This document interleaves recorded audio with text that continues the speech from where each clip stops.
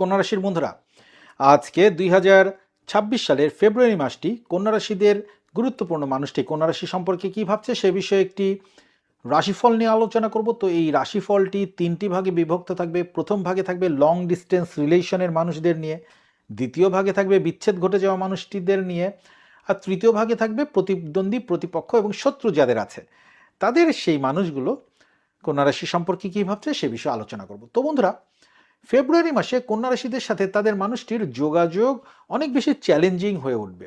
যদি মানুষটা আপনার থেকে দূরে থাকে বা আপনার প্রতিপক্ষ প্রতিদ্বন্দ্বী হয়ে থাকে অথবা আপনার সাথে বিচ্ছেদ ঘটে গিয়ে থাকে, তাহলে কিন্তু যোগাযোগ অনেক চ্যালেঞ্জিং হয়ে উঠবে। এছাড়া আপনার প্রতিপক্ষরা আপনার সমস্ত যোগাযোগ কমপ্লিকেটেড করে তুলবে।